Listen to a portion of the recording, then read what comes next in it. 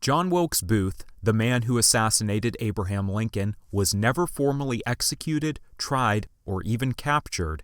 He was killed while evading arrest by the U.S. military. After shooting President Abraham Lincoln, Booth escaped the scene and sent the military on a 12-day manhunt. Eventually, he was cornered in a barn with one of his co-conspirators, David Harold. Harold surrendered himself, but Booth, who was still armed, did not, saying, quote, "I prefer to come out and fight." While the soldiers lit the barn on fire, Sergeant Boston Corbett watched Booth through a hole in the wall. Witnessing Booth raise his pistol, Corbett fired a single shot, which struck Booth in the neck. Booth was paralyzed and dragged out of the barn. He spent his final hours in agony, being asphyxiated by his wound. "Tell my mother I died for my country," he said. His final words were, "Useless, useless." About 2.5 months later, David Harold and 3 more of Booth's co-conspirators were executed via hanging. 16 years later, Charles J. Guiteau shot President James A. Garfield.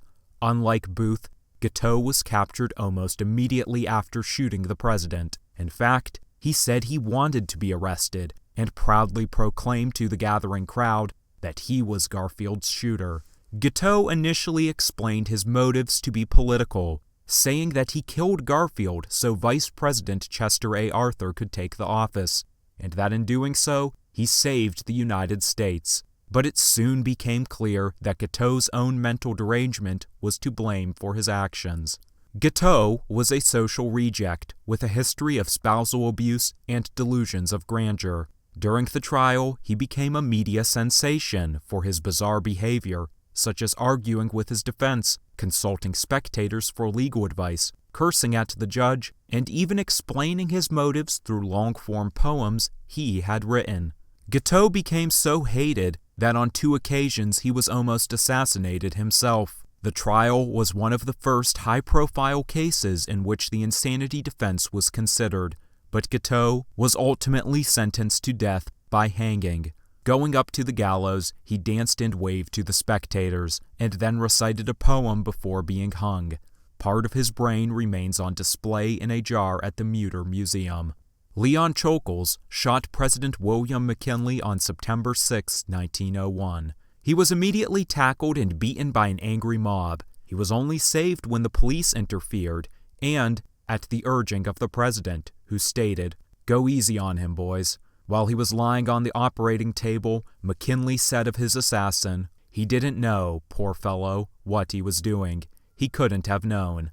He died a week later. Czolgosz was very open about his reason for killing McKinley. He was an anarchist and said that McKinley was a president for the rich. He unapologetically pleaded guilty. His defense could do little to defend him, as he would hardly communicate with them. When his brother visited him days before his execution, he asked Czolgosz if someone had put him up to the killing.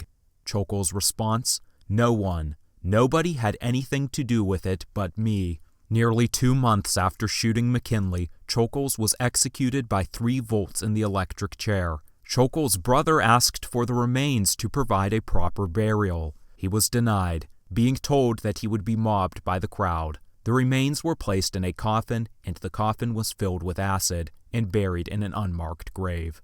After shooting President John F. Kennedy, Lee Harvey Oswald made an effort to evade arrest, but unlike Booth, was quickly apprehended. Since President Kennedy was shot from a distance, Oswald couldn't be immediately implicated the same way Booth, Guiteau, and Czolgosz had been. Oswald denied killing the president. He claimed he was simply a patsy, set up because of his background as a self-proclaimed Marxist. Over the next 2 days, police repeatedly interrogated Oswald, and he repeatedly denied his guilt. Like Booth, Oswald would never stand trial. Just 2 days after the death of Kennedy, he was shot while being escorted out of the police station. Club owner and local troublemaker Jack Ruby fired a single shot into Oswald's abdomen. He said it was vengeance for the president. Oswald was rushed to the same hospital where Kennedy was taken. He died less than 2 hours after being shot. After many cemeteries refused to have Oswald's remains, he was laid to rest in Rose Hill Cemetery in Fort Worth, Texas. a short and heavily guarded service was held. The original tombstone containing Oswald's personal information was eventually stolen, and the family had it replaced with a simple marker which reads nothing more than Oswald.